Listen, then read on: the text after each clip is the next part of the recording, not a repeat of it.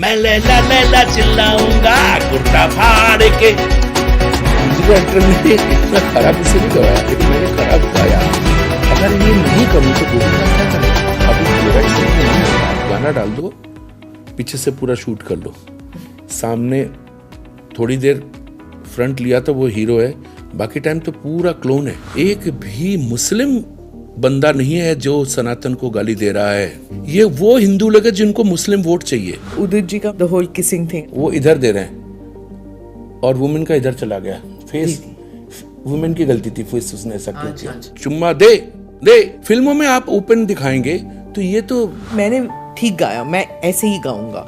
ऐसे कभी कभी क्लैशेस होती थी आपके साथ? क्लैशेस जब गंदे म्यूजिक डायरेक्टर होते हैं उनके साथ हो सकता है, क्योंकि वो गाना गंदा बनाएंगे और वो सोचते कि हम इसमें कुछ मजा नहीं आ रहा। अबे तेरा गाना ही ऐसा है, इतना फालतू गाना है। जैसे ऑटो ट्यून आ गया है, इट्स फैक्ट ऑफ म्यूजिक। अब कोई अपना करियर नहीं बनाएगा म्यूजिक में। आप ढूंढने जाओ मार्केट पे, आपको मिलेंगे नहीं म्यूजिशियन। सब लैपटॉप पे म्यूजिक कर रहे हैं। तो आर्टिफिशियल बोलिए, इंटेलिजेंट मत बोलिए। गाना गाने के बाद वो हो गया, खत्म हो गया। इमीडिएट भाग जाता हूँ। रहमान साहब के अंदर क्या है कि ऐसे ऐसे पद्म भूषण पद्मश्री वालों को नीचे बेंच पे बैठे हुए देखा है। राइटर, फिल्म मेकर, रहमान साहब उतर ही नहीं रहे नीचे। 2 घंटा 3 घंटा सब बैठे हैं। This episode is powered by easemytrip.com. Namaste, Jai Hind. You're watching or listening to another edition of the ANI podcast with Smita Prakash. This episode is being filmed in Mumbai, and my guest today is Abhijit Bhattacharya, the noted singer. The man who gave us lilting songs like Tauba Tere Ye Nazare, Hum To Diwane Hain Tumhare, और सुनो ना सुन लो ना, मैं खिलाड़ी तू अनाड़ी, टन टनाटन टन टन टारा. But Abhijit is more than just his music. His controversial statements have got him into trouble many a time, but that doesn't stop him in any way. Thank you Abhijit ji, आप आए हमारे podcast में, and I'm looking forward to having this conversation.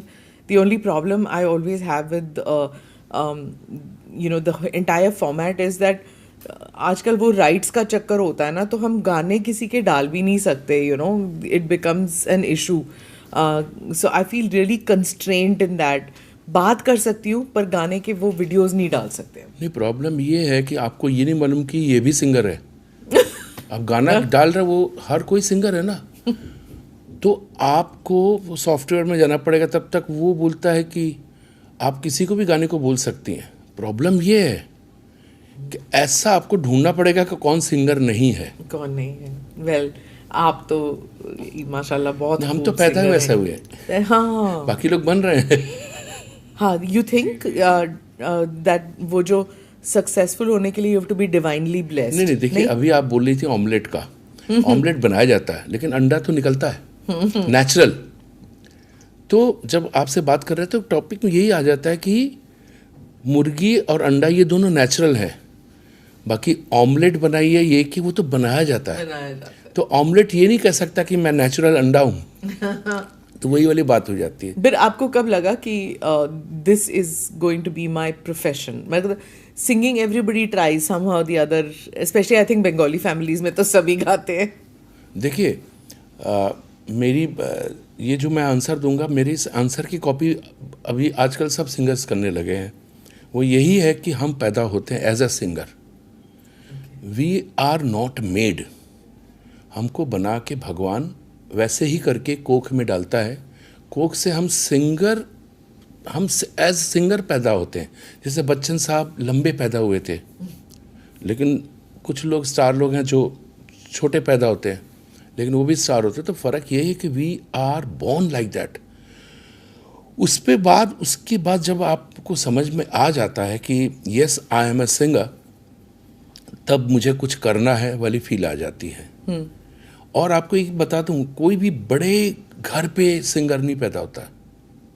कभी भी देख लीजिए, जो singer होते हैं, जो क्रिएटिव होते हैं ना, म्यूजिशियंस होते हैं. आप बड़े से बड़े क्रिकेटर को देख लीजिए. पहले तो क्या अंग्रेज़ों का शौक था क्रिकेट. आप सब देखेंगे, आप छोटे उससे आए हैं, नेचुरल उसमें. सो सिंगिंग एक ऐसी चीज़ है, म्यूज़िक ऐसी चीज़ है जो आदमी कभी भी अपने करियर के लिए सोचेगा तो उसके पास पैसे नहीं होते, गरीब आदमी से निकलेगा. कोई भी सिंगर, चाहे लता जी हो, किशोर जी हो, रफ़ी साहब हो, हम लोग एक डेस्टिनेशन करके आते हैं। तब के दिन में डेस्टिनेशन था कि मुंबई आना, फिर आपको रिकॉग्निशन मिलेगा। क्लासिकल जब तक था हर जगह, ग्वालियर घराना अलग है, ये पटियाला अलग है, पंजाब घराना अलग है, सब जगह का अपना अलग अलग है। हमको प्रॉब्लम क्या था, हमको मुंबई में ही आना था, इसलिए कि एक्सपोज हो सके। दैट जरिया वाज ओनली या तो रिकॉर्ड कंपनी, म्यूजिक कंपनी और या प्लेबैक सिंगिंग उसी में। अब वैसा नहीं है, अब प्लेबैक सिंगर नहीं होते। अब कोई भी गाना यूट्यूब में देखेंगे तो आप पता करते किसका, तो उस गाने को आप ले लेते हैं, राइट्स ले लेते हैं। प्रोड्यूसर जो सबसे बड़ा गाना होता है उसको उठाते हैं, उसको अब हीरो उसमें ही डांस कर रहा है। जैसे अभी बीच में आया था ना, तौबा दन तौबा, ये जो भी हो तौबा ऐसा करके, तो वो गाना पॉपुलर था, उसको लाया गया। तो दैट डजंट मीन कि you have to be in Bombay. अब आप जितने सिंगर्स लोग देख रहे हैं, आप सब अपने गली कूचों में पगडंडियों से होके अंदर जा रहे हैं, बाहर निकल रहे हैं, नेचुरल वो निकलता। अब मैं ये सबसे कहूँगा कि ये जो मिथ है ये हटा दो कि तुमको मुंबई आना पड़ेगा। मुंबई आके आप कुछ नहीं कर सकते। जो कुछ आप अपनी जगह बैठ के, भले ही आप श्रीलंका में हो, उसका गाना भी एक हिट हुआ एक लेडी का, सब फिल्मों में आ रहा है, नॉट हिंदी। आप तमिलनाडु में बैठे हो, आप बंगाल में बैठे हो, बंगाल के किसी कोने में बैठे हो, आजकल सोर्सेज का आपके घर से बैठ के ही आप कर रहे हो। और नॉर्थ ईस्ट जी, वो इतना स्टोर हाउस ऑफ टैलेंट है। Yes, वहाँ पे yes. जो देयर सो मच हैपनिंग, और वो उनके क्लब्स हो जाएं या फिर उनके जो नाइट क्लब्स हैं या फिर उनके जो टैलेंट हंटिंग कॉन्टेस्ट होते हैं, that amazing music, those you know, चाहे इंस्ट्रूमेंट हो या वोकल हो, बहुत बहुत as a musicians they are amazing. जी, बट यू नो, आपके when you were starting out your career, तब तो ऐसे जरिया था नहीं कोई टैलेंट स्काउटिंग नहीं था, ना टीवी पे कोई टैलेंट हंट्स थे, आना तो दिल्ली बम्बई ही था। तो did you have a music icon कि मैं रफ़ी साहब के साथ के जैसे बनना चाहता हूँ, या उनके जैसे गाने गाना चाहता हूँ, या फलां म्यूज़िक डायरेक्टर के साथ काम करना चाहता हूँ, पंचम दा हो गए, या फिर मैं गुलजार साहब के लिरिक्स गाना चाहता हूँ, या मैं इस एक्टर के प्लेबैक सिंगिंग करना चाहता हूँ? कुछ तो गोल्स होंगे। ये सपना नहीं है। मैं कानपुर का हूँ, बंगाली। कानपुर में बैठ के इस तरह का सपना जो आप बता रही, इस तरह का सपना देखना दुस्साहस था। डेयरिंग। आप कैसे सोच सकते हैं कि जब मैंने सोचा और जब तक मैं मुंबई आया तब तक कौन कौन लोग दिग्गज भी नहीं बोल सकते, they are ultimately they are the god. वो गॉड है, वो अभी भी हमेशा गॉड रहेंगे, बाकी हम लोग भक्त रहेंगे। रफ़ी साहब, किशोर कुमार, लता जी, आशा जी, ये चार नाम उस समय बिल्कुल ब्रह्मा ब्रह्मा ब्रह्मा, विष्णु विष्णु विष्णु, लक्ष्मी लक्ष्मी लक्ष्मी, सब यही थे। सरस्वती मतलब यही, इन्हीं देवी देवताओं को जानता हूँ, हम जानते हैं। लेकिन बाद में कुछ गुरु लोग आ जाते हैं, कुछ प्रवचन देने लगते हैं, कुछ वो भगवान, ये ओरिजिनल हैं जिनको हम अदृश्य है, जिनको पूजा करते हैं। हमारे लिए, सबके लिए रफ़ी साहब अदृश्य हैं, अभी किसी ने देखा नहीं है, मैंने भी नहीं देखा था। किशोर कुमार अदृश्य, लता जी अदृश्य, आशा भोसले अदृश्य हैं। ये सब अदृश्य लोग हैं जिनको आप सिर्फ सुनते हैं, देखते नहीं है। अभी के सिंगर्स को आप लोग देखते पहले, सुनते ही नहीं है, सिर्फ देखते हैं। तो हम उस समय की बात करें जब संगीत को सुना जाता था, सिर्फ सुना जाता था, देखा नहीं जाता था। अभी कौन सा उंगली कैसे, कौन सा भाव है, कौन सा एक्सप्रेशन है, हम लोग तो ऐसे करते थे ना। अभी ऐसे क्या हो, समझ में नहीं आ रहा ये किस तरह के एक्सप्रेशन है, ये नहीं समझ में आया। तो भगवान ने तो आप लोगों को 5-5 उंगलियां ही दी हैं, उन्हीं को पूरा वो कर रहे कि ये करेंगे वो करेंगे, समझ में नहीं आ रहा जी। बट who literally, जब आप कानपुर में थे, did you think कि इनके लिए मैं गाना चाहता हूँ? देखिए, एज की तरह एज होता है एक, इट इज़ व्हेन यू, एक जो ट्रांजिशन होता है ना आपका, स्कूल में तब आपको कुछ नहीं मालूम। जब मैं स्कूल में था तब मुझे ऐसा लगता था मैं ट्रक ड्राइवर बनूंगा। ट्रक में इतने सारे तरबूज, यहाँ पे कलिंगन बोलते हैं, लेके जा रहा है जिगर, अरे यार मैं ट्रक चलाऊंगा, इतने तरबूज रखूंगा। मतलब मुझे गन्नों का बहुत शौक था, शुगर केन। तो एक गन्ना मुझे दे दीजिए, सारा टाइम मैं उठा के बड़ा ऐसा लगता था कि ये मैं प्रोसेस करता हूँ, ये गन्ना मेरा है। तो उस समय जब आप सुनते हैं ना, तो ऐसा लगा कि ओ माय गॉड, ये क्या होता है। मालूम पड़ा ये मोहम्मद रफ़ी होता है। अच्छा, मोहम्मद रफ़ी क्या होता है? वो जो रेडियो में है वो रफ़ी होता है। और मैं बचपन में जानता था आनंद पक्षी। मैंने कभी पक्षी नहीं। बचपन में मैं सुनता था ये आनंद पक्षी का लिखा हुआ, मोहम्मद रफ़ी का गाया हुआ, इस तरह का। विविध भारती आप जी बात जी कर रहे जी हैं। जी।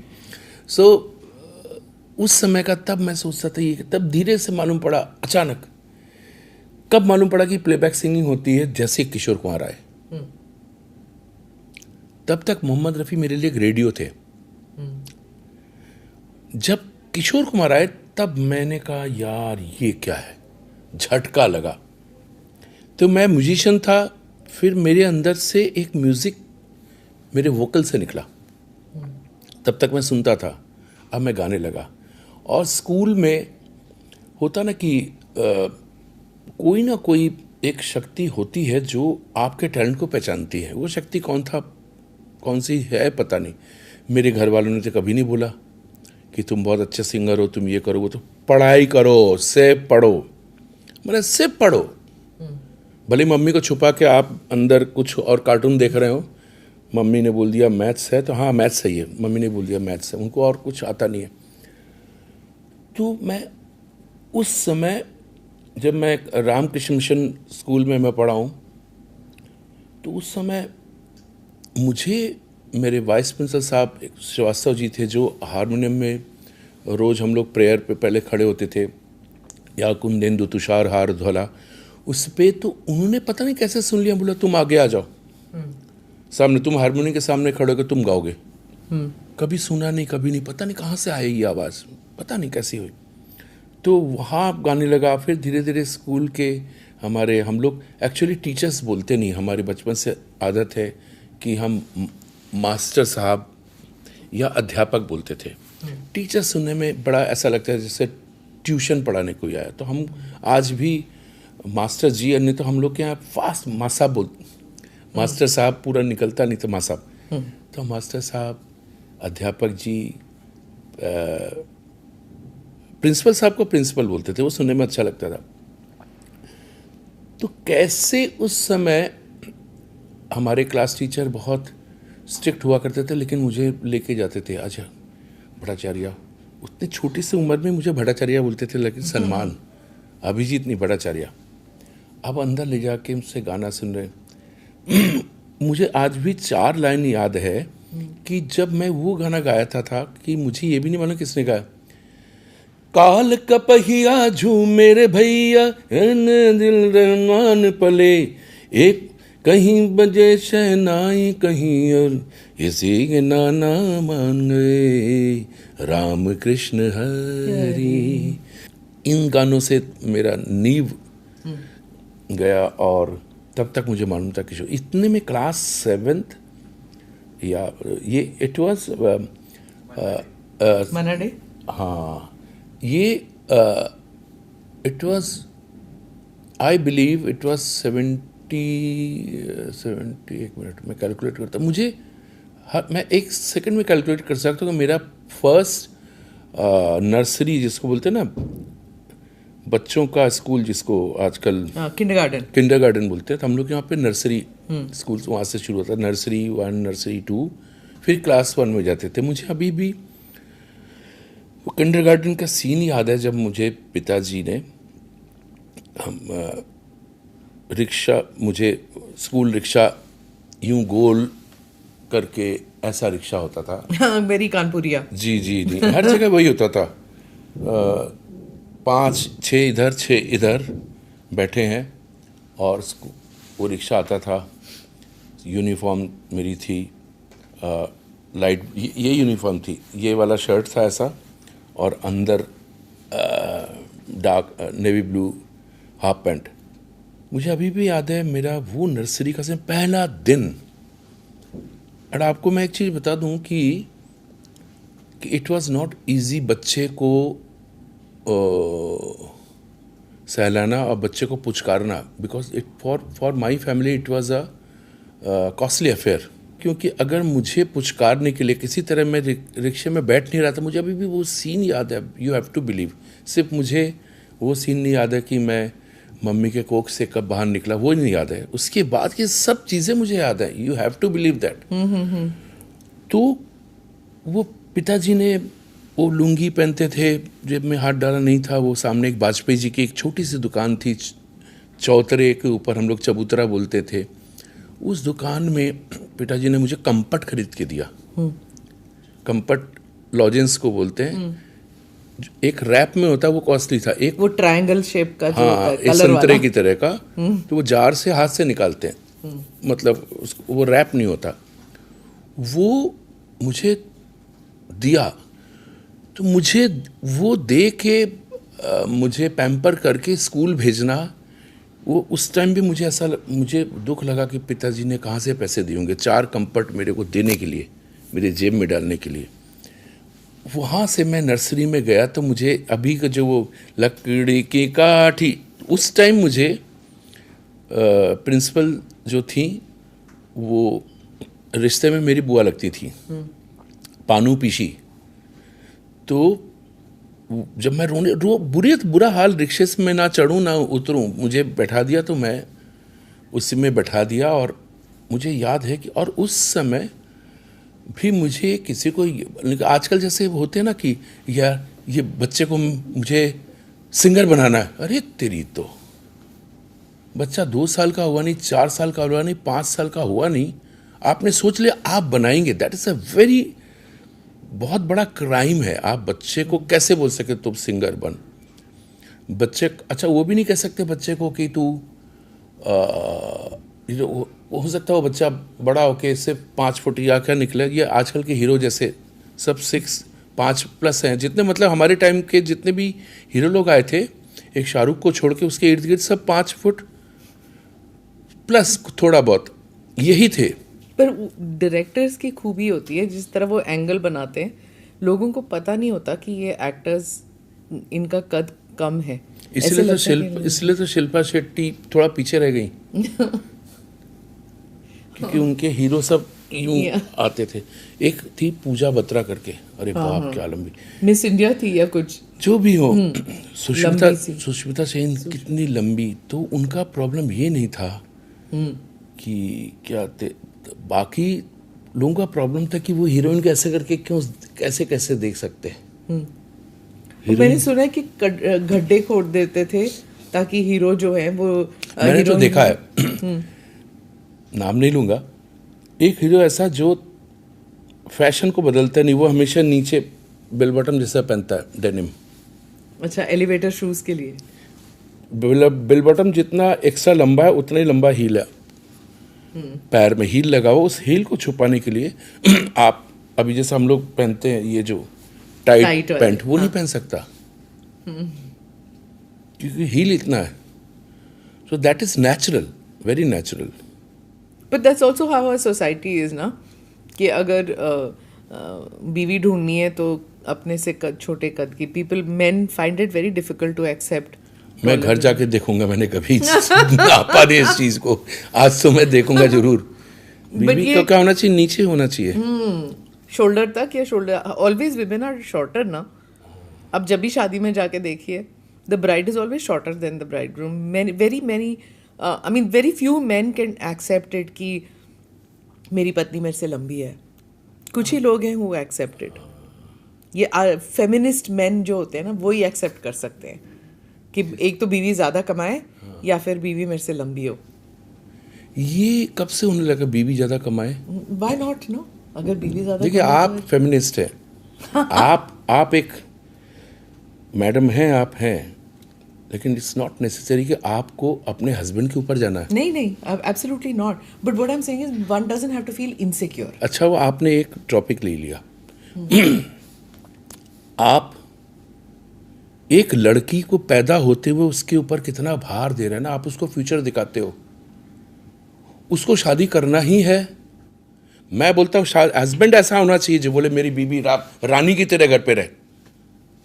हस्बैंड उस काबिल नहीं है तो आप लड़के को उस काबिल बनाओ कि यार जैसे मैंने माँ का रोल ये नहीं है कोई किचन में बैठी रही है। माँ हमेशा बनती है खाना खिलाने के लिए बच्चों को, अपने हस्बैंड को खाना खिलाने के लिए, भले ही 10 सर्वेंट हो। मैं बड़े बड़े फैमिली में जाता हूँ, खाना खाता हूँ ना, मैंने देखा है, नाम ले लीजिए, बड़े बड़े इंडस्ट्रियलिस्ट जिनकी वाइफ लोग किचन से आके आपको खाना सर्व करती हैं। They are all, it is not कि ये हमारे, अब इसको आप सनातन बोलिए या यूनिवर्सल, उसमें मत जाइए। अब आप उसी को कहते हैं कि तेरे को कमाना भी है, उसी को कहते हैं तेरे को माँ भी बनना है। That means she has to be a wife, she has to be a mother, she has to be a daughter. उसका सर पे क्यों इतना डाल रहे हो? I think it's more like you can be if you want. No ऐसा नहीं है, आप उसको रियलाइज कराते हो। अरे बाप बोलता है मैं अपनी बेटी को ये पढ़ाऊंगा वो पढ़ाऊंगा, तो ना पढ़ाए। नहीं, बिल्कुल पढ़ाए। दैट डजंट मीन कि तुमको चलाना है। हम मेरा सपना है कि अरे मेरी, जब भी अगर मैं छोटा तो मेरी वाइफ होगी, स्कूटर में पीछे बैठेगी, मतलब हमारा उतना सपना था। बच्चे होंगे, घर होगा एक घर। आप ऑफिस से निकल रहे हैं, आप बहुत बड़ी वो है, आपने जोमेटो में ऑर्डर कर दिया, बच्चे ने खा लिया, और बच्चे को आप मिल कितनी देर रहे हो? बिल्कुल नहीं मिल रहे हो। सब आया लोग मिल रही हैं। ऐसे हमारी बिल्डिंग में आया है, सब मेरी बिल्डिंग में सब मुझसे रिच है। मैं उनमें से सबसे गरीब हूँ। वो शाम को सुबह 5-5 कुत्ते घुमाती है, वही लोग बच्चों को घुमाते हैं। ये अमीर। मेरा कहने का मतलब है औरत को, हमारे औरत रहने दो ना, उसको बड़ा होने दो। दैट डजंट मीन को उसके सर पे डाल दो कि तुमको लाइफ में ये करना है, तुमको। अरे बाप का भी वही सपना है, ससुर जी का भी वही सपना है, हस्बैंड का भी वही सपना है। क्यों उसको रानी करके क्यों नहीं रख सकते? अपनी औकात बढ़ाओ कि मेरी माँ रहेगी। माँ घर पे घुसते ही सब लोग माँ को प्रणाम करेंगे, माँ का वो। तो ये किस्मत भगवान ने हर एक को नहीं दिया। You have to be blessed कि माँ रहे, भाभी रहे, बेटी रहे। बेटी को सर पे ये मत दे दो कि यार कमाऊ वाली। ये सुनने में मेरे को ख़राब लगता है, टू बी वेरी फ्रैंक। कमाऊ और योग्य में, दोनों में बहुत फ़र्क है। आप दो लोगों को, आप बांटो। अगर आप कमाऊ है तो you have to be the boss, you can not be working under a boss. तो फिर हस्बैंड की क्या कीमत है उसमें? I disagree, but then you have your voice. चलिए म्यूजिक पे जाइए। That's right. That's okay. I mean, मेरे लिए औरत माँ होती है, agree बहन to होती है, disagree. पत्नी होती है, बेटी होती है। उसके ऊपर कोई शासन नहीं करेगा, उसका कोई बॉस नहीं होगा। घर पे हम उसको पूजा करेंगे। That's a way of looking at it. Fine, I agree. Yeah, but let's get back to the time that आप जब बॉम्बे आए, तो who is the first music director that you met and you said कि मेरी जिंदगी बन गई, मैं इनसे मिला हूँ, it's like this is it. अगर फाइनेंशियल सक्सेस ना भी मिले कोई बात नहीं, I have met my musical genius. ऐसा होता है क्या? ऑल द वे कानपुर से आए, मुंबई में होता है ना कुछ लोगों के लिए कि ये मेरा आइकॉन है। हाँ, वो फैन लोग होते हैं। जिसको जिंदगी में कुछ करना है, वो ये सोचेगा कि मुझे भी इनके रहते कुछ करके दिखाना है। तो मुझे अभी भी वही, जो मैं स्कूल की बात कर रहा था, कि स्कूल में ही मुझे जब मालूम पड़ा कि एकदम से किशोर कुमार जी का जब गाना आया ना, हाँ। एक गाना आया था, आपको मालूम है?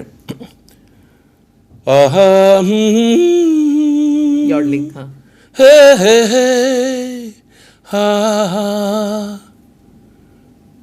फॉर प्रॉब्लम ये कि जब एक यूथ आता ना, एक यंग, तब मैं स्कूल में था, तो मैंने 2 वर्षन गाने का सुना, एक रफ़ी साहब और एक किशोर कुमार का। आज मैं रियलाइज़ करता हूँ, तब क्या रियलाइजेशन कुछ अलग था। अरे क्या पावरफुल आवाज़ है किशोर दा की। रफ़ी साहब को मैं इतना इम्प्रेस नहीं किया, लेकिन अब जब मुझे समझ में आता ना, तो अभी वैसा लगता है कि रफ़ी साहब ने कैसे इस गाने को इतना अलग तरह से बना, कि रफ़ी साहब का गाना था ये वाला गाना। हाँ, दोनों ने गाया। वहीं से तो मेरे को यही तुम बिन जाऊं कहाँ, तुम बिन जाऊं कहाँ। इसमें क्या हुआ कि तब मेरे को सेंस आया कि एक होता ना कि अब क्या हो रहा है, ये क्या हो रहा है, अच्छा यही गाना, अच्छा ये रफ़ी साहब, ये किशोर कुमार, तब मुझे समझ में आया कि ये किशोर कुमार होते हैं, हाँ, ये किशोर कुमार होता है। अब समझ में आया कि रफ़ी क्या होता है। अरे बाप रे बाप, अभी मैं, आप मेरे बहुत से अभी मेरे गाने जो मैं करूँगा, तो रफ़ी साहब के बहुत से गाने होंगे और उसमें मुझे काफ़ी ट्रोल किया जाता है। अरे यार, ये किशोर कुमार का गाना अच्छा गाते हैं, रफ़ी साहब को क्यों टच किया, क्यों, अरे इडियट, सॉरी, अरे आप लोग ये जो सुनने वाले, वो लोग सोच कैसे लेते कि ये किशोरदा का गाना है, ये रफ़ी साहब का गाना, ऐसा नहीं होता, ये गाना है, ये गाना है। लेकिन ये भी अच्छी बात है कि लोग बोलते हैं ये किशोर कुमार का गाना है, रफ़ी साहब का गाना है। इतना बड़ा कंट्रोवर्सी हुआ ना। एक्टर के साथ नहीं जोड़ा जाता। हाँ, एक्टर के साथ तब तक जोड़ा जाता है जब तक एक्टर होता है। जब लग जा गले बजता है, सुनते हैं तो आपको क्या याद आता है, लग जा गले, ये हंसी रात हो ना हाँ, हो, ये फिर इस जन्म में मुलाकात हो या जी ना जी, हो। किसी को नहीं मालूम कि गाना किसका, सबको मालूम है लता जी का गाना। सो जब भी आप कोई दम मारो दम, आशा भोसले जी, अभी के जनरेशन में किसी को नहीं मालूम कि जीना तमान कौन थी, नहीं मालूम। चिंगारी कोई किशोर कुमार, आज के जनरेशन के, मेरे पहले जनरेशन को भी नहीं मालूम था ये गाना। तो गाना हमेशा, जब स्टार नहीं रहेगा ना, जब स्टार का नामों ने भी नहीं रहेगा, तो भी लोगों को मालूम है ये गाना किशोर कुमार का है। कभी कभी में ये था, मैं पल दो पल का शायद जी हूँ, जी पल जी दो जी, पल मेरी हाँ। कहानी। सो या तो आप जब तक अमिताभ बच्चन और शाहरुख नहीं बन जाते, और उसके पहले राजेश खन्ना, ये 3 ही स्टार हुए जिनके नाम से बोला था कि उनका गाना है। बाकी हमेशा सिंगर का नाम होता है। But even I think Raj Kapoor और मोहम्मद रफी साहब, है राज ना? कपूर और मुकेश जी, सॉरी, हाँ, when Mukesh died he said मेरी आवाज गई। जी जी, ये होता That happened, है ना? हाँ, ये होता। सो क्या कि एक होता है कि वो है चेहरा, वो है आवाज़, ये है। तो ये कंट्रोवर्सी नहीं है, ये एक कंसेप्ट जो है ना, ये जो सोच है, ये बहुत गलत है। तो अभी मैं रफ़ी साहब के गाने कुछ मैंने रिकॉर्ड किए, और अभी क्योंकि इतने बड़े मॉडर्न सिंगर कभी हुए नहीं, कौन से गाने रिकॉर्ड किए जितने भी मैं बता रहा हूँ, तो किशोर दा ने अगर कहीं से सुन के इंस्पायर हुए होंगे तो that was has to be Rafi sahab. नहीं तो वो चंचलता, वो जो, and Rafi sahab was inspired by Saigal, I think, है ना, केएल सहगल? नहीं, रफ़ी साहब वाज इंस्पायर्ड बाय महान मोहम्मद रफ़ी हिमसेल्फ। जी, क्योंकि वो कैसे इंस्पायर्ड होंगे, जो चीज़ ही अलग है। एक सितार वाला कभी गिटार वाले से इन्फ्लुएंस नहीं हो सकता, गिटार वाला सितार नहीं। तो रफ़ी साहब himself was born as a sitar, as a flute, कुछ भी बोल लीजिए। अच्छा, also the language in the sense that वो पंजाबी हैं, you are a Bengali, जब गाना दिया जाता है तो उसमें वो इन्फ्लेक्शन आता है कि but you're a Bengali from Uttar Pradesh, so I guess कि आपकी जो जब आप बोलते हैं that Bengali inflection is not there, नहीं, टोटल हिंदी। जब मैं बंगाली गाता हूँ तो सब लोग बोलते हैं कि आपका हिंदी वाला एक्सेंट आ रहा है। हाँ। और जो हिंदी गाता हूँ तो किसी को मालूम ही नहीं। लेकिन मोहम्मद रफ़ी में इवन थोड़ा पंजाबी है, पहले बिगनिंग में होता था। हाँ, there was that slight Punjabi thing that came in. कुछ लोगों में होता है कि जैसे इफ हेमंत कुमार, उनका ही था वो वॉइस, बंगाली वॉइस थी, इट इज नॉट की सिंगिंग। बप्पी लहरी, वो तो कंप्लीट बंगाली, कैसी वो गाने को क्या बोलते थे आप सोच भी नहीं सकते। तो मतलब देयर वाज नो चांस कि वो बंगाली ना आए उसमें। वो एक्सेंट, वो मतलब ऐसा था कि Bappi Lahiri was a creator, हाँ, सॉन्ग मेकर, हाँ, लेकिन हर चीज़ खुद ही करेंगे। एक शेफ खुद ही खाना खाएगा, तो but he was a cult figure, मतलब everything, his dressing style, his everything was like, okay, you associated कि इतना मजा आता है उनके गाने में, तो आप परफॉर्मर, आप उनको कैरेक्टर क्यों बना रहे हैं? आप उनके गाने को सुनिए। but only few songs which वो बम्बई से आया मेरा दोस्त, वो मतलब एक्सपेक्ट कि वो बड़ी ई हर छोटी की मात्रा वो लगाते ही नहीं थे। छोटा ऊ उनके उस डिक्शनरी में होता था। ये दुनिया सपना है। सपना क्या होता है? गाने का, अभी गाने का, गाने का, बजाने का, ये जीवन जीवन है। जीवन क्या होता है? जीवन है। ये जीवन है। अब क्या प्रॉब्लम है? अगर जावेद साहब बैठे हो, गुलजार, वो फाड़ के फेंक दे। वो तो मारेंगे आपको।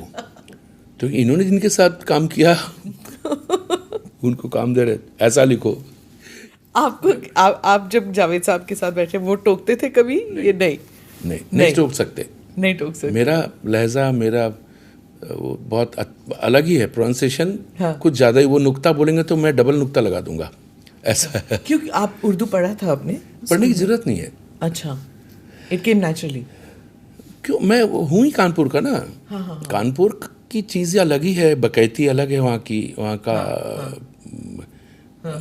तो हमको ज़रूरत नहीं है। अगर मैं जहाँ पे पैदा होऊंगा वहीं की लैंग्वेज चलती है। क्योंकि जब आशा भोसले से जब उमराव जान वाज गिवन टू हर, उस time she was little worried कि you know will I be able to do justice to it. हालांकि she is sung qawwalis everything, but वो एक खास किस्म की मूवी थी। And you Muzaffar Ali, very very particular, Lucknow, and वो लखनऊ की उर्दू अलग ही चीज़ है, you know. So does it matter जब ऐसी पिक्चरें आती हैं, ऐसे गाने ऐसा तो है ही नहीं, सिनेरियो बहुत दिनों से ही नहीं है। लेकिन मेरे ज़्यादातर गाने, मोस्ट ऑफ द मेरे जितने हिट आप सुनेंगे, 80% मतलब क्लासिक गाने मेरे 80% जावेद साहब के हैं। और बाकी जो बचे मैक्सिमम समीर जी के हैं। गुलजार साहब के भी थोड़े बहुत, लेकिन मैक्सिमम जावेद साहब का। कभी मेरे को उसकी मैंने नहीं टोका कि यहाँ पे ये है, ये कभी नहीं। जैसे वो जो गाना है ना, तौबा, ना यू कैन से तौबा, यू कैन से तोबा। नहीं, ऐसा नहीं होता। बहुत से लोग बोलते हैं, I have notice these minor things.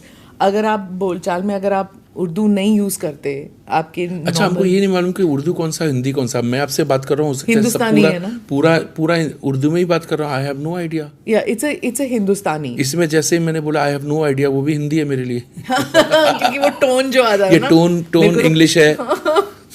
पता ही नहीं है, लाइक नो आइडिया। हाँ, नो आइडिया। That's true. हम लोग इंग्लिश में नो कहाँ लगाते हैं? नहीं, पर जब यू नो ना, यू नो भी हो गया, ना भी हो गया, तो हम लोग की अलग लैंग्वेज है। यू नो ना, सुनो ना, यू नो ना। अच्छा, आपने बहुत अच्छा लिरिक्स बना दिया। It becomes like that. That's what I am trying to say, कि हम लोग लैंग्वेज को अडेप्ट करते हैं easily. So when you came to Bombay, Bambaiya Hindi didn't affect you? बहुत खतरनाक। तो गुस्सा आता था, मतलब उसी टाइम क्या लोग बोल रहे हैं, अजीब सा था। इधर बाजू में से जाएंगे तो एक बड़ा सा झाड़ गिरेगा। पहले तो मैं सोचा झाड़ मतलब कुछ साग वाग होता होगा, झाड़ी। हाँ, मैं सोचा था झाड़ी होता होगा, तो कोई झाड़ी गिरेगा नहीं, उधर एक बड़ा सा झाड़ गिरेगा। तो बोले वो जो झाड़ दिख रहा है ना बड़ा सा, तो मुझे मालूम पड़ा वो बरगद का पेड़। तो अंदर ही अंदर कॉमेडी भी निकल रही है। तो मैं सबको उधर से हटा रहा हूँ कि भाई साहब हट जाइए, ये गिरने वाला है। बोले किसने बोला? बोले भाई साहब ने बोला उधर बाजू में वो झाड़ गिरेगा का हिंदी कैसे मतलब, और उसको बहुत अभी तो रेगुलर हो गया उसको। अच्छा, वहाँ पे कृपया नहीं लिखते, कृपया यहाँ पे थूकना मना नहीं, सीधा लिखा थूकना नहीं। नहीं, थूकना नहीं बोलते नहीं, भले उनका स्पेलिंग गलत है। नहीं, मतलब प्रोनाउंसिएशन में लिखना तो नहीं, बट बोलने यहाँ पे जा नहीं होता, हर चीज पे झार करते हैं। जैसे गजल नहीं बोलेंगे, गजल लिखते हैं, गझा लगाते हैं, जा को झा। तो वो मैं समझ जाता हूँ ना। But when you were acting with, when you were singing with music directors, you've done with so many of them, Jatin, Lalit, Anu Malik, किसके साथ आपकी जमी खूब? देखिए, एक होता है जमने वाली, फटाफट गाया निकल गए। लेकिन जो जम गई ना, वो mostly Jatin Lalit. It's very difficult. दो भाई लोग हैं, दोनों भाई धुरंधर हैं, दोनों भाई क्रिएटिव हैं। एक बोला हाँ ऐसा करके गाओ, और दोनों गाते हैं। गा लेते हैं और हम गा देते हैं। क्या फर्क? वो लोग गा लेते हैं और हम गा देते हैं। That effect, okay. हाँ, So, तो दोनों क्या को है? खुश करना पड़ता है या वन एक्सेप्ट्स इट, चलो ठीक है। खुश होना ही पड़ेगा क्योंकि और कोई उपाय नहीं है। This is the ultimate. हमारे टाइम में यही था कि वेदर इट्स मी और शानू और उदित, हाँ, ये तीन हम लोग, हाँ, आपका ही राज था वही for so 90s long. को मतलब, हाँ। तो जो गाना गा रहा है कि ये म्यूजिक डायरेक्टर सोच के आता था ये गाना ये गाएंगे, तो उनको मालूम है कि हम आपको कोई बटर दे दे तो आप सिर्फ बटर को क्या करेंगे, आप कहीं ना कहीं इसको लगाएंगे ना। कहाँ पे आपको कोई हीरा दे दे तो आप उसको लोहे पे नहीं लगाओगे, पीतल में नहीं लगाओगे, ना प्लास्टिक में लगाओगे, आप उसके लिए सोना लोगे या चांदी लोगे। कभी कभी सोने से ज़्यादा बेटर चांदी लगता है। हीरे के कुछ चीज़ें ऐसी आती, मुझे मालूम है वाइफ शॉपिंग वॉपिंग वो करनी पड़ती है और वो मेरी जोरी wife- देखेगा। और मेरी वाइफ मेरे से हाइट से छोटी है। Wife, you are only wearing so much jewellery. नहीं, कहाँ? और क्या आपके हीरे दिख ही रहे हैं? हाँ, तो हो रहने सकता है दे। वाइफ का। तो आप हर चीज वाइफ पे मत ब्लेम कीजिए। आई कैन टेल कि आप नहीं, मैं आप भी ज्वेलरी परखते हैं। को बहुत वो नहीं करता हूँ, हाईलाइट नहीं करता हूँ। जो भी मेरा ज्वेलरी होता है छुपा हुआ आता है। नहीं, बहुत चमक है आपके हाँ, हीरो वो में। अलग है, वो फेस का रिफ्लेक्शन इसमें आता है। तो मेरा ज्वेलरी वैसा नहीं कि हैवी ज्वेलरी, ये हाथ में ये तो सब एस्ट्रोलॉजी है। ये इतना बड़ा नीला मैंने पहना हुआ है, मतलब you have to have that kind of astrologer जिसने पहनाया ना। मतलब सबने बोलता मत पहनना मत पहनना मत पहनना। आपने उदित जी का मेंशन किया, आप रिसेंट कंट्रोवर्सी आपने देखा होगा, द होल किसिंग थिंग, आपने उनको डिफेंड किया। You think he was justified? क्या हुआ था? The women came and did it. हो सकता है ये इधर देते देते वुमेन का मुंह इधर चला गया तो इधर चला गया। सोचिए ये किस है, वो इधर दे रहे हैं और वुमेन का इधर चला गया। फेस वुमेन की गलती थी, फेस उसने ऐसा किया। अच्छा। अगर आप बोल रहे हैं कि ऐसा है, मैं पूछ रही हूँ। ठीक है, मैं अभी आपको बता रहा हूँ। उदित जी तो अपने पहाड़ पे ऊपर बैठे हुए थे, सब नीचे से ही लाइन लगा रही थी। उनकी सुन तो लीजिए। अब मुझे आप मालूम है, आप क्वेश्चन भी करेंगे, आंसर भी आप देंगी। तो मैं इसको ऐसे लेके जाता हूँ। देखिए, आपको एक चीज मेरी माननी ही पड़ेगी। इसको मैं उदित जी को इनोसेंट नहीं बोलूंगा, इनोसेंट नहीं बोलूंगा, लेकिन जब वो सुबह शाम ये देख रहे कि सब लोग आ रहे हैं, मिल रहे हैं, सब लोग इधर किस करते हैं, तो वो सोचते कि ये लोग किस कर रहे हैं। इट इज जब आप हग कर रहे हैं, किसी को विश कर रहे हैं, तो ऐसे करके करते ना, आए। तो ऐसा बहुत से लोग हैं जो लोग सोचते हैं कि चुम्मी ले रहे हैं। तो मैं ये कह रहा हूं कि उदित साहब को अभी तक इतना फर्क नहीं मालूम कि स्मूच, केस, हग एंड उसमें कितना फर्क है, मतलब रियलाइज नहीं किया। इज ही 12 years old कि नहीं पता उन्हें? उससे भी छोटे वो। अच्छा, 12 साल के लड़के को भी ये पता है कि स्मूच में फर्क क्या है, साइड किस में क्या है, अच्छा, हग में क्या है? मुझे तक, अब जब तक मेरी वाइफ के साथ मैं मिला नहीं था ना, मुझे मालूम नहीं था कि वैलेंटाइन क्या होता है। 14 फरवरी को मैं मिला और हम बॉम्बे में मरीन ड्राइव में गए, तो she said this is Valentine. मुझे वो भी नहीं मालूम था। तब मैं आई वॉज ऑलमोस्ट 30 से नीचे था। I was 26, 27। मुझे वैलेंटाइन तक नहीं मालूम था क्या होता है। That is a day in a year, वो तो अलग बात है।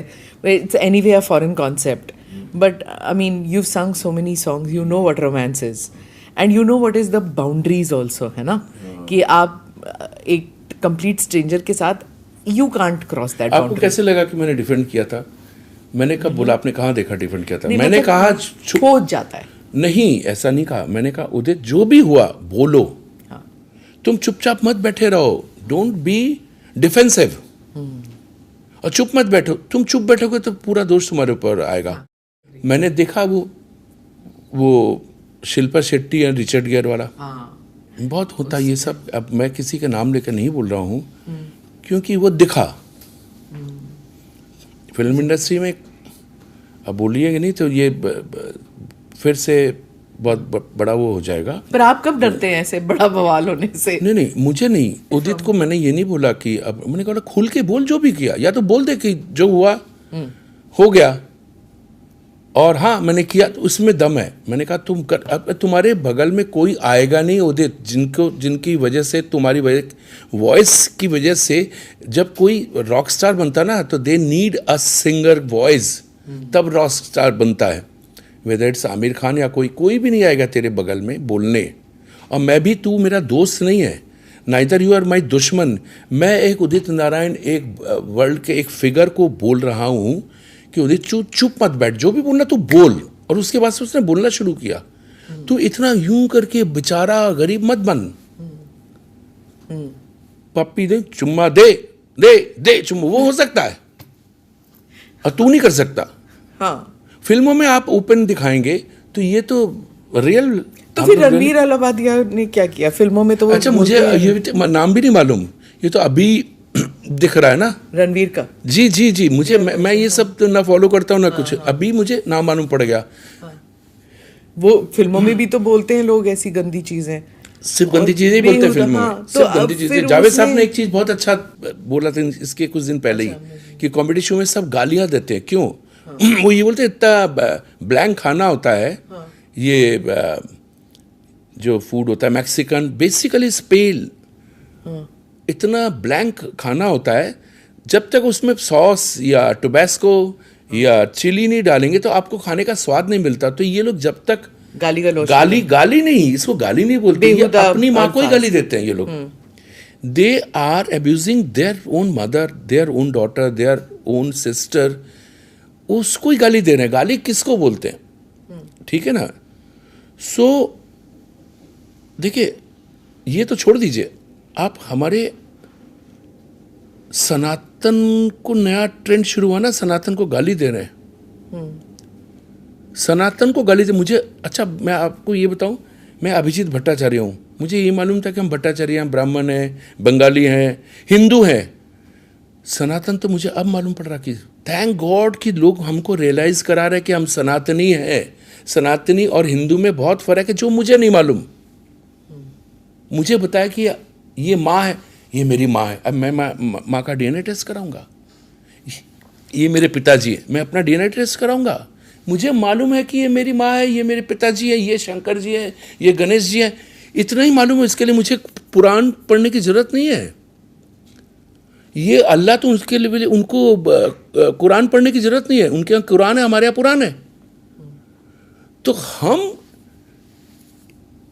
पैदा ही हुए एज ए हिंदू, हम पैदा ही हुए एज ए मुस्लिम, हम पैदा हुए एज ए क्रिश्चियन, तो हमको प्रूव क्यों करना पड़े? लेकिन जितने लोगों ने आपने देखी है सनातन को गाली दिया है, दे ऑल आर हिंदू, या कोई एक तो वो तो केरला या साउथ का, वो तो क्रिश्चियन है, वो जो चीफ मिनिस्टर का बेटा। अच्छा, उदयनिधि जी। अब ये बताइए, इनके जेड सिक्योरिटी हटा दीजिए। तुम्हारे तो इतने फॉलोअर हैं, सब तुम्हें वोट देते हैं, तुम्हारे साथ मशीन गन लेके खड़े हैं, और तुम जेड सिक्योरिटी में बोल रहे हो कि हम सनातन को खत्म कर देंगे। कोई हिंदू को गाली दे रहा है, हिंदू हिंदू, हिंसा हिंसा हिंसा, क्यों बताइए? They are born protected. किसी को भी गाली दे रहे हैं, किसी भी धर्म को गाली दे रहे हैं, जो गाली दे रहा है ना, उसको हाईलाइट किया जाता है, उसको हिम्मत दी जाती। मैं बोलता हूं सबकी जेड सिक्योरिटी, एक जब नया आया ना जेड सिक्योरिटी, वो हटा दीजिए, कुछ नहीं बोलेंगे। देखो, आप एक भी मुस्लिम बंदा नहीं है जो सनातन को गाली दे रहा है। ये वो हिंदू लोग हैं जिनको मुस्लिम वोट चाहिए, तो अपनी माँ को ही गाली दे रहे हैं, वोट मिलेगा। अपने पिताजी को गाली दे रहे हैं, वोट मिलेगा। सो ये जो जेड सिक्योरिटी है ना, मैं रिक्वेस्ट करूंगा, इसको बोलते तुम लोग सनातन के खिलाफ या हिंदू के खिलाफ कुछ भी बोलोगे तो तुम्हारी सिक्योरिटी तुम खुद रखो, बस दैट्स इट। अभिषेक जी, आप उस इंडस्ट्री का हिस्सा हैं जहां पर एक्टर्स, एक्ट्रेसेस, फिल्म मेकर्स ऐसी बातें करते नहीं हैं क्योंकि वो डरते हैं कि इसके बाद फिल्में नहीं मिलेंगी, गाने नहीं मिलेंगे, पीआर एजेंसी बोलती है मत बोलो ऐसी चीज़ें, बवाल मच जाएगा, आप कंट्रोवर्शियल हो जाएंगे। आपको नहीं ऐसी एडवाइस मिलता? मिला था ना। आपको नहीं फर्क पड़ता? नहीं, मेरा अंदर से खून नहीं खौलता। मेरा ऐसा लगता है कि यार ये क्या कि हम लोग बहुत लेट हमको समझ में आई है। और समझ कहाँ से आई है, जब मैं मुंबई में आया था तो बड़े बड़े पोस्टर देखता था, बड़े होर्डिंग लिखा, अचानक मैंने देख रहा हूँ वहाँ पे लिखा गर्व से कहो हम हिंदू हैं। तब ऐसा लगता था कि यार ऐसा वो अंदर के गर्व से कहो हम हिंदू हैं, गर्व से कहो हम हिंदू, ये तब ये जो रियलाइजेशन हुआ ना, तो उस टाइम इतना इन्फ्लक्स था हमारे फिल्म इंडस्ट्री में, जैसे एक टेररिज्म आया था ना, बात बात पे टेररिज्म खतरनाक तरीके से। हमको कभी भी मालूम नहीं था कि टेररिस्ट क्या होता है। हमने कश्मीर की कली, कश्मीर के नाम ही सुना है ना। ये जब तक मीडिया खुल के नहीं आया ना, तब तक सिर्फ दूरदर्शन पे दूर से सुनाई पड़ता था। जब से मीडिया आया, जब से थोड़ी सी जर्नलिज्म एक डेयरिंग आए ना, सब 90 के दशक में, हाँ, वहाँ से शुरू हुआ ना, तब से लोगों को रियलाइज होने लगा कि भाई तुम कौन हो। अरे हमको नहीं मालूम, ये मेरी माँ है, ये मेरे पिताजी, ये मेरा धर्म है, सिर्फ ये 3 चीज़ें मेरे पे रखो। मेरी माँ मेहनत कर रही है कि आज मेरा बेटा, उसको फर्स्ट क्लास आया, चलो वो क्या करेंगी, वो पैसा खर्चा करके मिठाई नहीं मंगाएंगी, वो कुछ पूड़ी बनाएंगी, कुछ हलवा बनाएंगी, इतनी औकात है हमारी, बनाएंगी खिलाएंगी। तो हम 4 भाई लोग हैं, 4 भाइयों के लिए बनाया है, पिताजी के लिए बनाया, खुद के लिए जो बचा कुचा वो बनाएंगी। I belong to that kind of educated family. हमारे लिए एजुकेशन था लेकिन मनी नहीं था। एंड सिर्फ पिताजी एम्प्लॉयड थे। उस समय अचानक एक लोग आते हैं, हम भी खाएंगे, हम भी खाएंगे, सब उनको दे देंगे, हमको कुछ नहीं मिलेगा। तो मेरी माँ क्या बोलेगी कि यू आर माई गेस्ट, तुम हमारे बर्डन मत बनो। तुम बर्डन कैसे बन सकते हो कि तुमको भी देना पड़ेगा। हमारी फिल्म इंडस्ट्री में ऐसा शुरू हुआ जब महेश भट्ट एक प्लेटफॉर्म बन गए थे। और अच्छा देखिए उन्होंने इंट्रोड्यूस कैसे कैसे लोगों को किया। गन पॉर्न स्टार,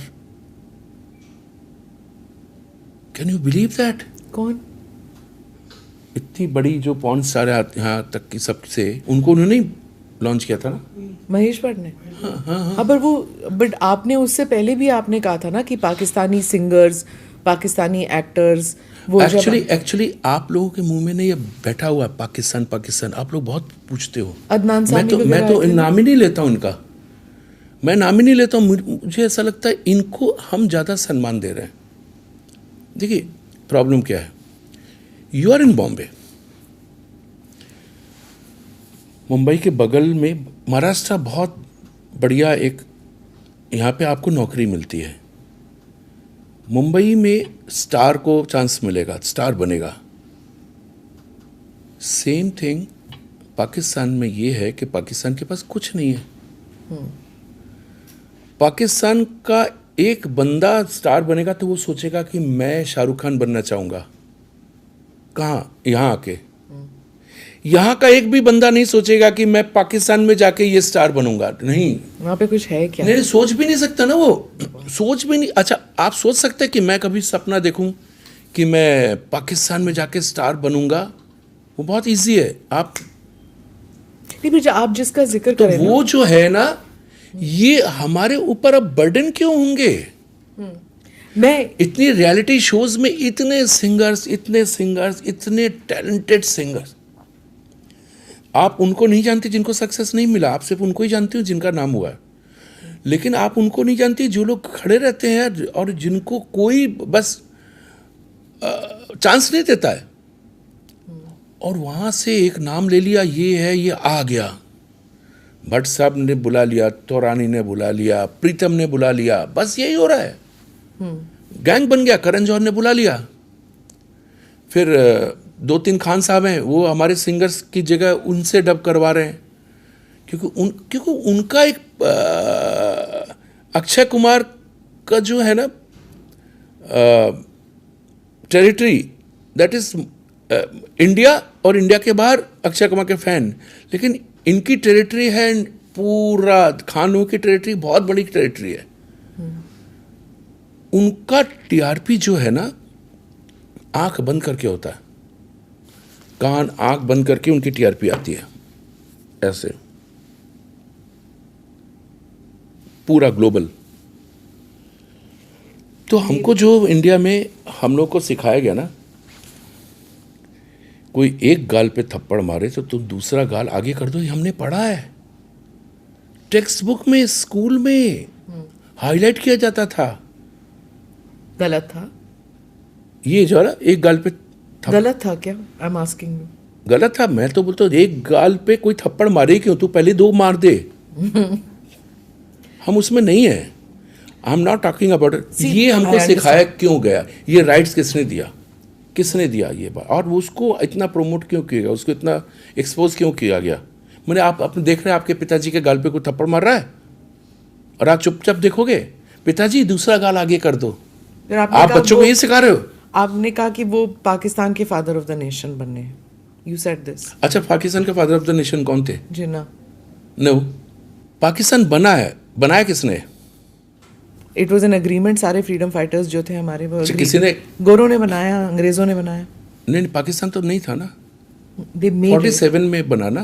किसने बनाया आप बताइए ना, एक आदमी नहीं बना सकता, बनाया किसने?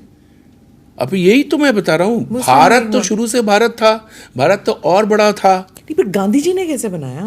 आप बोल रही हैं इनको, आप लोग बोलते हैं राष्ट्रपिता, आप बोलते हैं ना, हम पिता कैसे मान लें किसी को? गांधी जी ने बनाया, नेशन बनाया एक ही, दैट इज बांग्लादेश। इंदिरा गांधी ने बनाया एक nation, that is Gandhi ji ने बनाया पाकिस्तान। इंदिरा गांधी ने बनाया बांग्लादेश, दैट वाज गुड, तोड़ दिया। इंदिरा गांधी ने बनाया, मैं इंदिरा गांधी को ज़्यादा मानता हूँ देन महात्मा गांधी। उन्होंने तो पाकिस्तान की बैंड बजा के बांग्लादेश इधर कर दिया, भले ही अपने पास नहीं रखा, लेकिन वो बेटर थे। लेकिन मैं कैसे मान लूँ कि भारत के राष्ट्रपिता कैसे हो सकते? भारत तो है, था, ऋषि मुनि का देश, कलयुग कहाँ से आ रहा है, कैसे बन सकते? क्योंकि आपने भारत नहीं बनाया, आपने पाकिस्तान बनाया है, तो पीपल शुड वर्शिप हिम। आपने एक पॉडकास्ट में कहा भी that it's a matter of time कि लोग ये कहेंगे नहीं कि वो राष्ट्रपिता है। हम ही लोग प्रमोट कर रहे हैं, करिए। नहीं, मुझे ऐसा नहीं बोलूँगा कि let me come back to the artist. I remember एक बार मैं अमेरिका में, मुझे किसी ने कहा चलो राहत फ़तेह अली खान। प्लीज देखिए आप उनकी पीआर कर रही। अब मुझे नहीं बात करनी। अच्छा, I am just telling you what happened to me. मेरे लिए कव्वाल हैं ये लोग जो गेट पे उसी बात में कह रही हूँ। नहीं that I went to this concert and वहाँ पे जो एनआरआईज थे वो बहुत नाराज हो गए थे कि हमारे पैसों से हम इन्हें लेके आए और इन्होंने पहले कहा मेरे पाकिस्तानी लोग। तब तक मुझे नहीं स्ट्राइक किया कि everybody has paid for the ticket, mostly the people who have paid for the tickets are Indians, you know, and वहाँ पे उन्होंने पहले कहा मेरे पाकिस्तानी भाई। तो जो NRI ग्रुप्स थे जिन्होंने उन्हें इनवाइट किया, आई बिलीव उसके बाद उन्होंने कहा अब हम इन्हें इनवाइट नहीं करेंगे। नहीं, ये सब कैसी बात, सब लोग करते हैं। इट सीम्स द आज मुझे वहीं पे क्यों नहीं बुलाया जाता आपको मालूम है? कि मैं यही बोलूँगा मेरे हिंदुस्तानी लोग, देख लीजिए, जब एक मैं बहुत बड़ा सोल्जर माई सेल्फ जवान हूँ, जिसके हाथ में कोई हथियार नहीं है, अब मुझे बॉर्डर पे भेज दीजिए, नहीं भेजेंगे ना आप। तो उसके पास टारगेट है कि ये आदमी है, इसको मार दो। मेरे पास तो कुछ भी नहीं है। बाकी लोग जो हिंदू और सनातन को गाली दे रहे हैं, they are all Z security. और मैं क्या कर रहा हूँ, मैं पाकिस्तान को गाली नहीं दे रहा हूँ, मैं सिर्फ बोलता हूँ हम हिंदू हैं, हम इंडियन हैं। हिंदू से ज़्यादा मैं इंडियन बोलता हूँ कि हम इंडियन हैं, हम भारतीय हैं। ये भारत हमारे लिए है।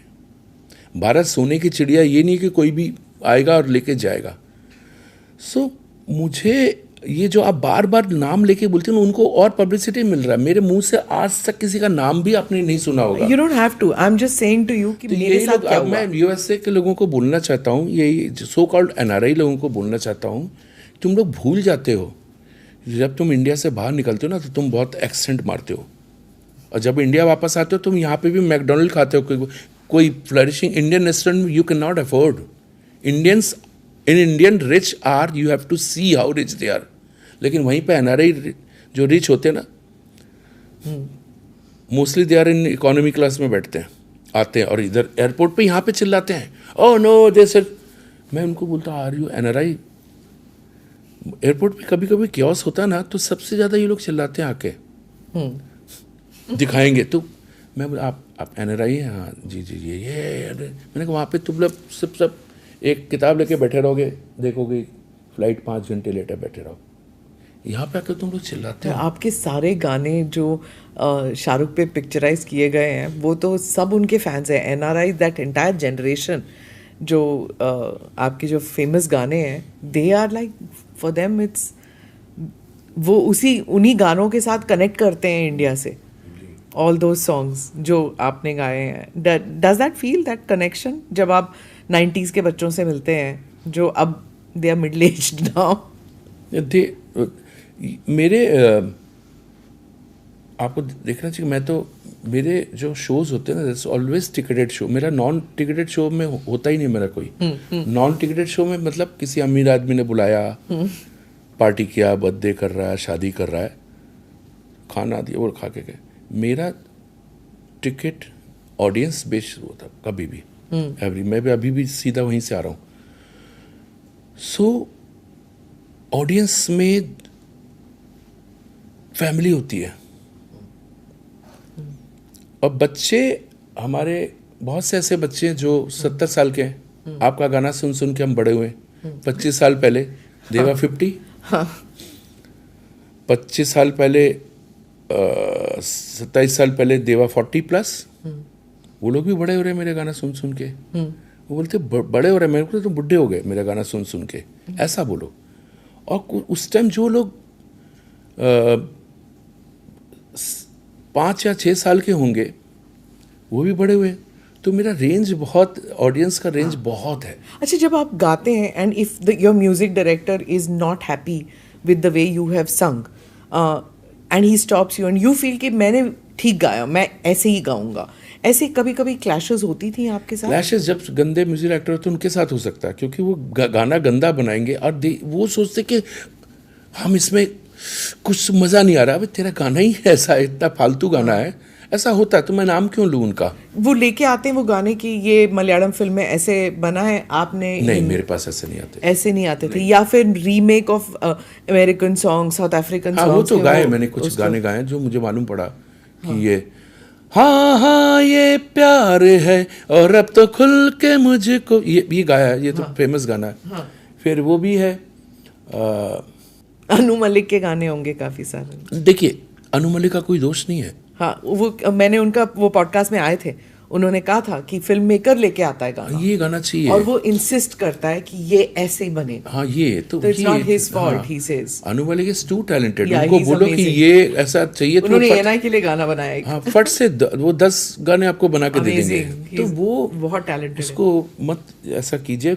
सब लोग झेल चुके हैं, नदीम श्रवण भी झेल चुके हैं ऐसे ही की। नदीम श्रवण के साथ ओहो, वो तो आपका बड़ा ही लव हेट रिलेशनशिप रहा है उनके साथ। नहीं, मेरे साथ हमेशा जब जब हमने काम किया तो इट्स ऑलवेज लव। हाँ, बट यू हैड इश्यूज ना उनके साथ? फिर इश्यूज नहीं था। वो होता ना कि अगर शाहरुख खान चल रहा है तो सब शाहरुख खान को ही लेंगे, या बच्चन साहब चले तो बच्चन। तो देखिए ना, धर्मेंद्र भी थे ना, डटे रहे। हाँ, अक्षय कुमार डटे रहे, अजय देवगन डटे रहे तो मैं उस कैटेगरी में आता हूँ कि हम कौन आ रहा है, हम नंबर 1 पे कभी नहीं रहेंगे, हम हमेशा नंबर 2 पे रहें। 1 पे आया गया, 1 वाला 3 पे चला गया, 5 पे चला गया, मैं 2 पे ही हूँ। I am very happy. देखिए, एक होता है सक्सेस और एक होता है सेटिस्फेक्शन, बहुत फ़र्क होता है।